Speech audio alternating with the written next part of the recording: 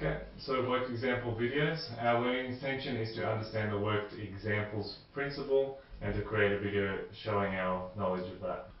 So what I'm relying on you for here is for you to bring your content knowledge and your pedagogical knowledge, and then you're going to use those and apply the technological element that I'm adding to improve your practice hopefully. So in terms of the short video you're going to make, we're going to be aiming for 5 minutes or less. Your goal will be to create a worked example, which is one of our high impact teaching strategies, and your job is basically to explain a theory, a concept or a process to students. I would say it's slightly different to modelling in the sense that you're actually working through the steps and you're explaining your thinking as you go, so it's a little bit of metacognition as well. Then basically there'll be 3 options for you to choose from, whatever you prefer really. Technology is a little bit limiting, so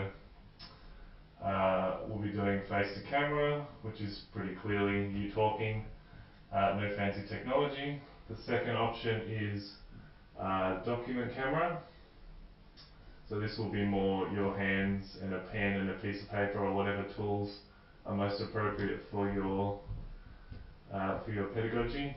And then the third option is just a screen recording. So you'll be actually recording whatever you want to do on your screen, and that can be either a PowerPoint or say a program like say Media. You might want to show students how to use a particular part of Adobe or something similar, and the PowerPoint is just old-fashioned PowerPoint, and we'll be able to do that within the device. So your job before the workshop is just to think of 2 things. The content, so what you want to teach, content or theory, and then think of which of these 3 you think is most appropriate to apply it to. So for face to camera, you can just use your phone, your laptop, your device. If you got a Surface Pro, use that. For document camera, you'll need an iPhone or a mobile device, whatever you got. We'll have some clips, or worst case scenario, just someone holding the phone above whatever you're doing. And then obviously all you'll need is a computer if you want to do a screen recording. That's probably the easiest from my end.